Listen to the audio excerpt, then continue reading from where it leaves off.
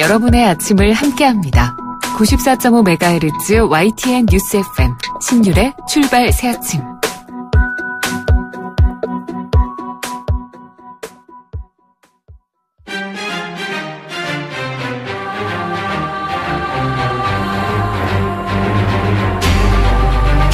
매일 아침을 뉴스로 깨웁니다.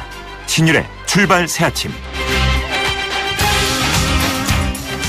트럼프 미국 대통령의 방한 일정이 잡혔죠. 11월 7일부터 1박 2일 동안인데요. 이를 두고 여야 간의 말들이 또 많습니다. 야당은 트럼프 대통령의 방한 기간 동안은 국감을 열지 말자, 연기하자 이런 입장인 반면에 여당은 무슨 소리냐, 그래도 국감은 계속해야 한다는 주장을 펴고 있습니다. 얼핏 보면은 여야의 주장이 이거 뒤바뀐 거 아닌가 이런 생각이 들 수도 있습니다만, 이런 상반된 입장은 국감을 바라보는 여야의 속내가 그대로 드러나는 것을 볼 수 있습니다. 야당의 경우에는 트럼프 대통령의 방한 때 국감을 열게 되면 국감이 트럼프 관련 뉴스에 밀릴 것을 우려하는 것이고, 반면 여당은 바로 같은 이유 때문에 국감 연기는 안 된다는 겁니다. 다시 말해서 여당은 어떻게든 국감을 조용히 치르고 싶어하고, 야당은 국감에서 어떻게든 주목을 받아야 한다라는 그런 생각을 하고 있다는 건데요. 자, 이런 여야의 모습을 보면 정치권이 국감을 바라보는 진짜 마음을 알 수 있는 것 같아서 씁쓸합니다. 좀 국정감사 본연의 취지를 여야 모두 살리도록 노력하는 모습은 언제나 볼 수 있을까요? 여야 모두 국회의 구성원으로서의 역할을 먼저 해야 함을 인식했으면 좋겠습니다. 신율의 출발 새 아침, 오늘 순서 시작합니다.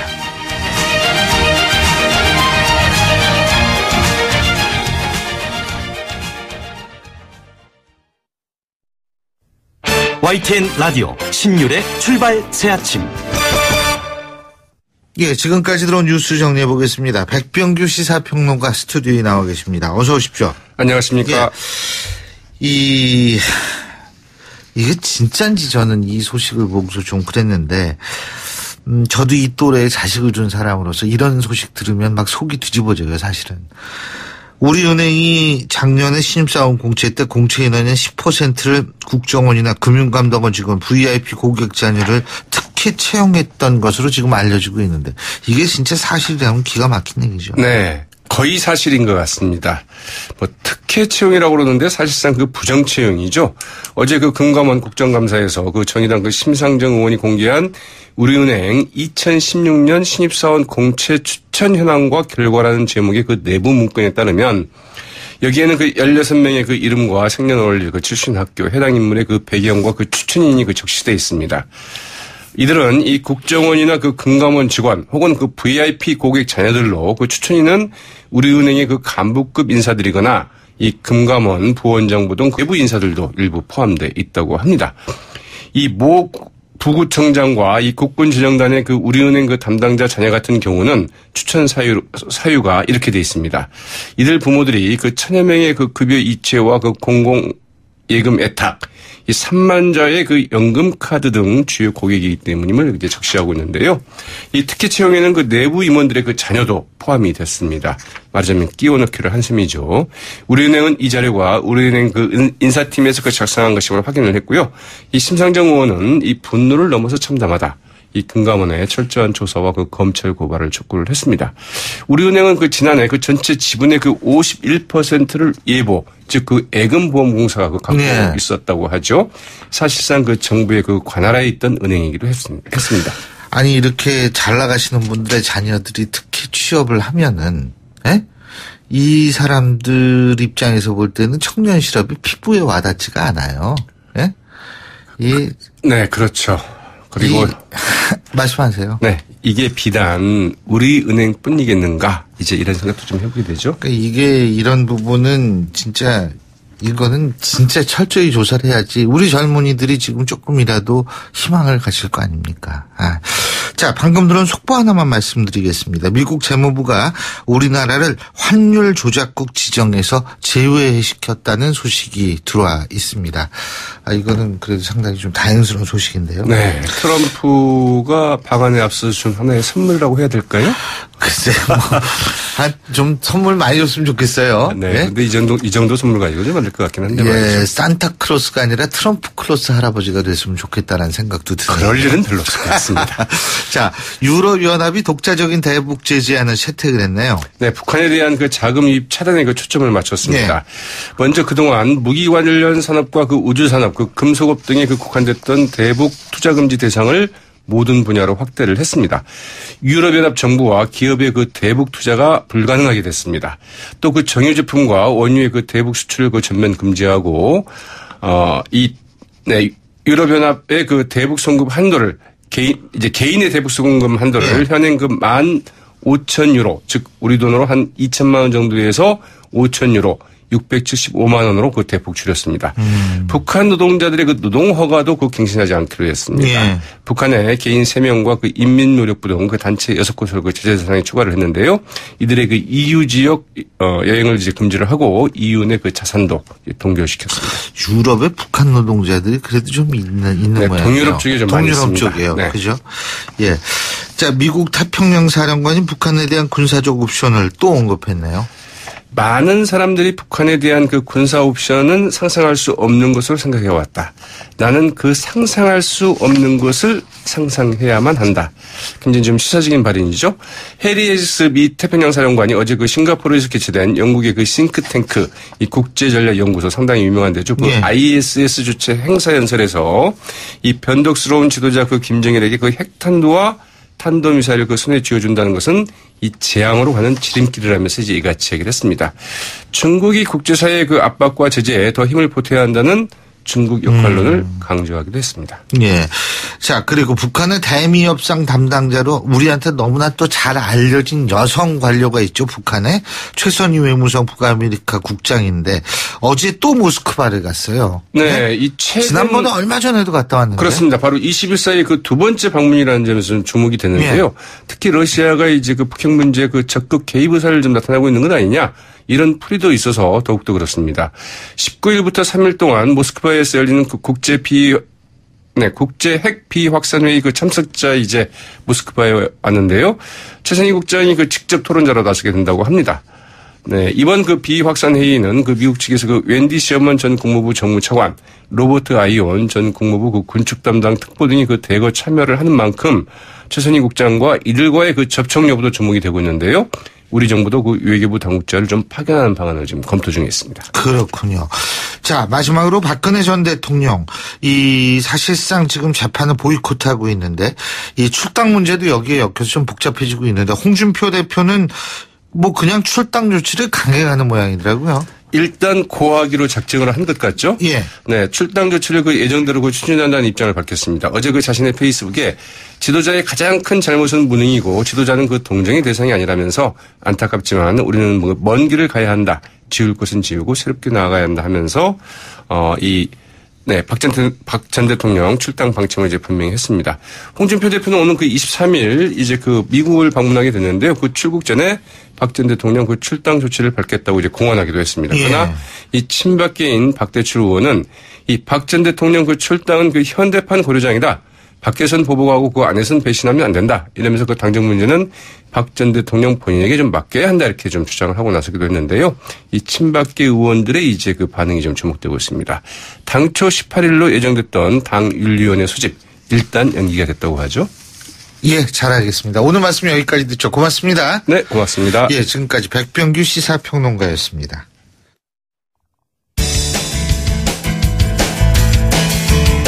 여러분은 지금 FM 94.5MHz로 방송되고 있는 신율의 출발 새 아침을 듣고 계십니다. 의견 주실 분은 짧은 문자 50원, 긴 문자 100원의 이용료가 드는 휴대전화 문자 메시지 우물정 0945번으로 의견 남기실 수 있습니다.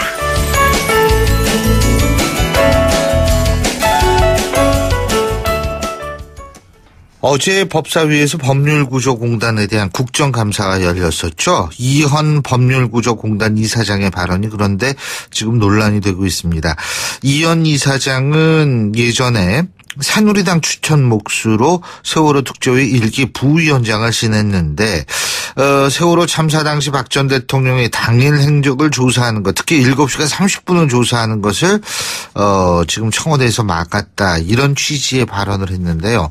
자, 좀 자세히 알아보겠습니다. 국회 법사위 더불어민주당 박범계 의원 전화 연결해서 자세한 얘기 나눠보겠습니다. 의원님 안녕하십니까? 네네, 오랜만입니다. 예, 안녕하십니까? 네. 어제 그 이현 이사장이 발언을 국감에서 했죠. 네. 근데 이제 네. 첫 번째 그 이현 이사장이 이런 얘기를 했죠. 당시 새누리당 추천목으로 세월호 특조위 부위원장을 맡았던 분인데 당시에 박 전 대통령의 7시간 행적에 대해서 조사하려고 하니까 청와대에서 펄펄 뛰었다. 7시간 행적에 뭔가 문제가 있어서 그런 것 아니냐라는 생각을 했다. 이 같은 발언을 한 거죠. 예, 그렇습니다. 예. 실제로 이제 단 6개월 만에 세월호 특조위 부위원장직을 그만뒀거든요. 예. 물론 그 이후에 이제 법률구조공단 이사장직을 맡았습니다만 그 당시에 김기춘 비서실장의 주재하는 그 수석비서관 회의, 문건의 내용을 보면 아마 그 이현 부위원장이 그 특조위가 박근혜 전 대통령에 대한 세월호 7시간 조사하는데 적극 반대하지 않고 어느 정도 동조하는 그런 분위기가 있었던 모양입니다. 이현 그 부위원장의 입장이요. 예. 그래서 이현 부위원장이 문제가 있으니까 지도를 하라, 뭐 그런 취지의 그런 그 문건이 있거든요. 이 얘기는 거꾸로 얘기해서 이현 부위원장이 어제 증언한 것처럼 정말 세월호 7시간에 박근혜 전 대통령의 행적에 대해서 뭔가 문제가 있고, 그렇기 때문에 세월호 특조위가 여당 추천목, 그 당시 여당 추천위원들까지도 포함해서 한번 조사를 해봐야 되는 거 아니냐라는 분위기가 있었고, 거기에 대해서 청와대 현기환 정무수석을 비롯해서 현정택 정책수석이 펄펄 뛰었다라는 그런 내용들입니다. 그러니까 이현 이사장 이분도 그때 당시 조사를 좀 제대로 해보려고 했었다라고 볼 수가 있군요. 그죠? 뭔가 문제가 있으니까 이 사람 좀 제대로 좀 이렇게 제 역할 못하고 있으니까 하도록 하라라는 그러한 김기춘 비서실장의 지시가 있었으니까 아마도 분위기가 그런 상황이었던 걸로 보여집니다. 네. 김기춘 실장 입장에서 볼 땐 제 역할을 못하고 있다, 이 얘기죠. 그렇습니다. 그죠? 네. 예, 알겠습니다. 자, 근데 지금 그 2기 특조위가 이제 출범하게 되지 않습니까? 그죠? 네, 그렇습니다. 예, 근데 2기 특조위 같은 경우에는 상당히 그렇기 때문에 오히려 할 일이 굉장히 많겠어요. 1기가 그렇게 여러 가지 장애 요소들 때문에, 장애를 주는 문제들 때문에 제대로 일을 못했으니까요. 그죠? 맞습니다. 네. 예. 근데 지금 뭐 우려되는 점 같은 경우는 없으세요? 그 당시 이제 이게 한 330일 정도 된 법안인데요. 네. 그 당시 당연히 그 야당인 저희 더불어민주당 등이 이 조사를 다시 이 특조위를 꾸려서라도 규명을 해야 된다. 예. 그렇게 강력히 주장하는 바람에 했고, 그 당시 여당이 이제 새누리당이 반대를 해가지고 소위 패스트트랙이라고 국회 선진화법에 의해서 신속 처리 안건으로 넘어가가지고 300일 정도가 지났습니다. 예. 그런데 그 법안 내용은 당시 야당이 민주당이고요. 예. 이제 좀 포함하겠지만 야당 몫의 진상조사위원이 6명이고 여당시 3명인데 예. 그 사이에 국회의원 총선거가 있었고 여야가 바뀌었습니다. 그러다 보니까 이 문헌대로 해석을 하면 여당 즉 민주당은 세 사람, 야당 목소리 6사람 해가지고 오히려 자유한국당이 더 많은 숫자를 가져가는 그런 기현상을 지금 이제 담고 있는데요. 이 법안의 실질적인 내용을 감안한다면, 그 취지를 감안한다면 이러한 그 형식적인 해석은 좀 지양을 하고 오히려 그 실질적인 내용대로 더불어민주당이 다수가 돼야 되는 그러한 논의가 있어야 될 거라고 저는 생각을 합니다. 예. 자, 그리고 죄송합니다. 좀 다른 얘기인데 박근혜 전 대통령의 발언을 두고서 지금 재판 보이콧이라는 얘기들이 나오거든요. 네네. 그 박범계 의원님께서는 법조인 출신이시니까 이거 어떻게 보십니까? 같은 선택을 왜 이런 선택을 했다고 보십니까? 그러니까 이제 저도 법원에서 판사를 했습니다만 이미 6개월 정도 재판을 받았고요. 예. 그래서 구속기간 연장, 즉 재영장을 발부할 거냐가 이제 초미의 관심사였는데 예. 사실상 이번 재판부의 영장 발부는 본안 재판의 심사를 방불케 하는 그런 고도의 심리를 했습니다. 예. 전 국민의 언론의 관심이었죠. 그런데 이제 역시 영장을 발부했다는 얘기는 재판부가 강력한 유죄 심증을 갖고 있다.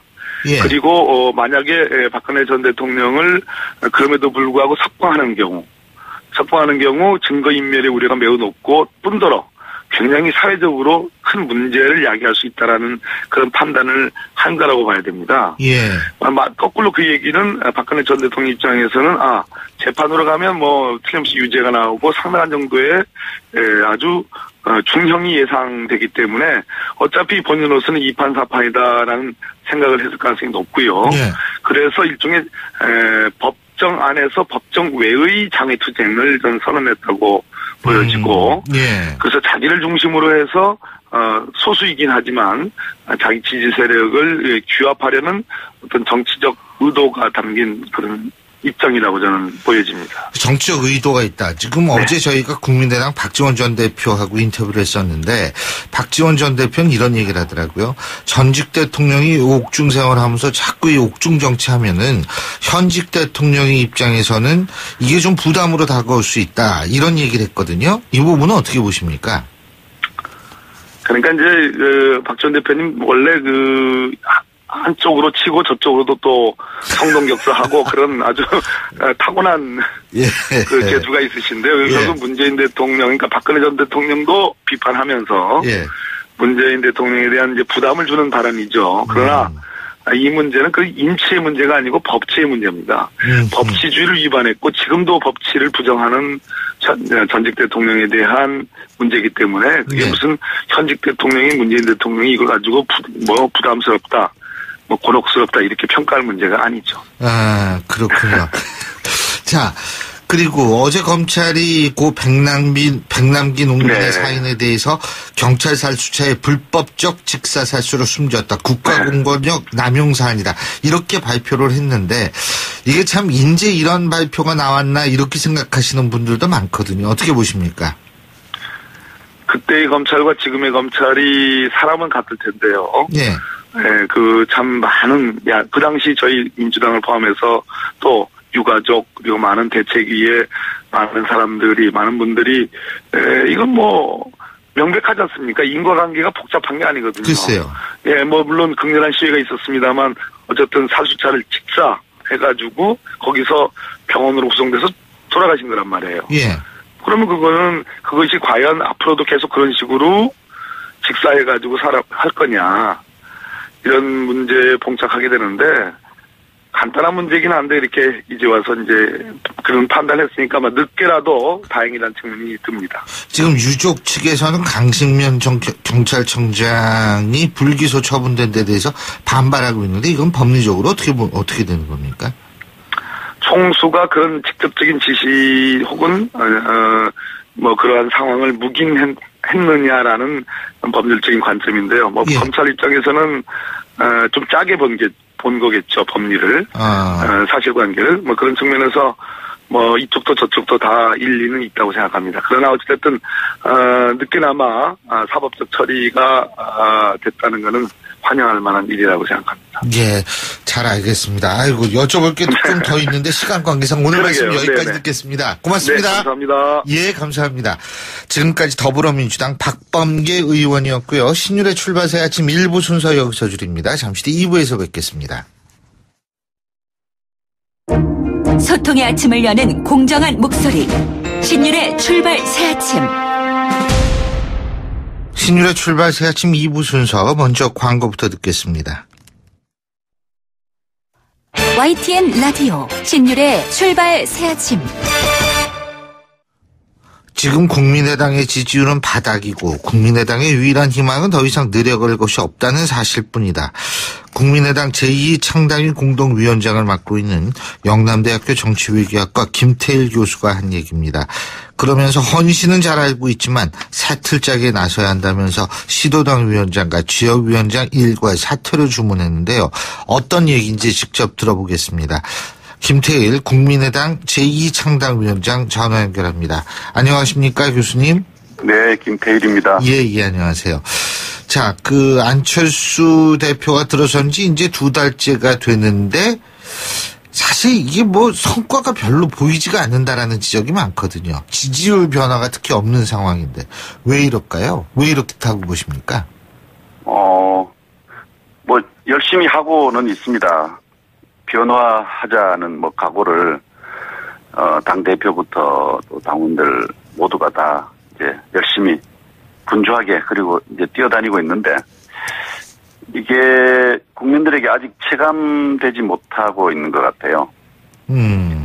그래서 이제 어느 시점에 가면 이렇게 반등하는 시점이 오지 않겠나 싶어요. 예를 들면 지금 국정감사가 진행되고 있는데 국민의당 의원들 성적들이 다들 상위권이거든요. 네. 그래서 그런 것들을 조금씩 이렇게 느끼게 되면 어느 시점에 가서는 지지율이 확 올라갈 게 아닌가 하는 생각을 가지고 있고요. 그다음에 또 하나는 이제 문재인 대통령께서 잘하고 계시니까 이 지지율이 고공행진하고 있지 않습니까? 네. 그런 상황도 역시 이제 현재 국민의당 지지율이 좀 이게 변화가 없는 어떤 환경적 요인의 하나라고 볼 수가 있고요. 지금 말씀하신 것들 거기서 이렇게 보면은 그러면은 국민의당 지지율이라는 건 더불어민주당의 지지율과 반비례하다 이렇게 보고 계십니까? 아니 반비례는 아니지만요. 예. 이제 문재인 대통령과 민주당의 지지율의 어떤 조정기가 있겠죠. 그러면 이제 그럴 때 국민의당이 그것을 이제 받을 준비가 되어 있어야 되는데 이제 그런 준비들은 열심히 하고 있다고 하는 얘기입니다. 예. 자, 그리고 국민의당 시도당 위원장과 지역위원장이 일괄 사퇴를 공식 제안하신 거죠? 네, 그렇습니다. 예. 지난 일요일 날 제가 말씀을 드렸습니다. 이것도 쉬운 일이 아닐 텐데 말이에요. 그죠? 그러게 말이에요. 예. 다들 힘든 일을 제가 요구를 하고 저도 마음이 굉장히 무겁고 아픕니다. 그런데 현재 국민의당 지지율이 저렇게 정체 상태에 있고 한데 국민들께 뭔가 새로운 각오와 결의를 좀 보여야 되겠다고 하는 점이 하나 제가 말씀드린 동기고요. 예. 또 다른 하나는 조직혁신이라고 하는 것이 피해갈 수 없는 과제입니다. 그래서 그 조직혁신의 한 과제로서 당원 주권의 수임자들이 좀 내려놓자, 비우자, 그래서 세트를 잘 준비를 하자 이런 얘기를 드린 겁니다. 예. 지역위원장과 시도위원장이 사퇴를 하면은 외부 인사 영입이 좀 더 수월해지는 그런 의미가 있는 거죠? 네. 우선에는 좀 효율적이고 균일하게 이제 반응할 수 있는 조직을 만들겠다는 뜻도 있고요. 예.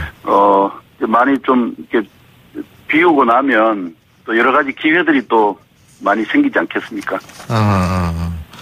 그러니까 이게 비우고 나면 기대가 생길 수 있다. 근데 이거 시한이 있는 거예요? 언제까지 사퇴하라? 아니, 시한이 있는 건 아니고 가능하면은 빠른 시일 안에 네. 좀 내려놓고 그다음에 정비를 하자고 좀 방향을 정해놓고 있습니다. 왜냐하면 예. 이 조직이라고 하는 것이 이제 지방선거를 앞두고 있는 상황인데 너무 오래 이렇게 혼란스럽고 공백 상태에 있으면 좋지 않으니까요. 예. 가능하면 빠른 시일 안에 이런 일들을 좀 추진해 나갔으면 좋겠다는 말씀도 함께 드렸습니다. 그렇군요. 그런데 이제 일부 지역위원장 같은 경우에 좀 반발을 하고 있는 것 같아요. 근데 네, 반발하지요. 그죠. 김태일 위원장님께서 말씀하신 것처럼 조직 혁신을 위해서 그리고 효율적인 어떤 그런 측면에서 볼 때 사퇴를 하라는 것이지 이게 대선 패배에 책임을 지고 그만둬라 이런 거는 아니라는 얘기죠. 그죠? 네, 그건 아닙니다. 근데 이제 그쪽에서 그렇게 해석하는 사람들도 있는 모양이에요. 일부러 그렇게 해석하는지 모르겠습니다만. 네. 제가 혁신위원장을 맡고 나서 네. 군권형 참여정당을 만들자라고 말하고요. 그다음에 이제 시도당 강화론을 계속 주창을 했습니다. 네. 시도당의 이제 권한과 자원들을 좀 내려놓고, 예. 실질적인 조직 운영은 시도당을 통해서 하자. 예. 이런 주장을 계속 했거든요. 중앙당은 좀 정예화하고, 시도당은 조직 강화를 하고, 또 지역위원회는 또 뿔뿔이 기반을 확대하자, 뭐 이런 이제 조직 모델을 제시했는데, 예. 예, 그렇게 권한과 이 자원들이 배분이 되게 되면, 이것을 좀 건강하게 잘 처리할 수 있는 역량도 함께 키워야 되지 않습니까? 이제 그런 조치의 일환으로서, 시도당과 지역위원회를 좀 한번 혁신해보자라는 배경이 있었던 겁니다. 예.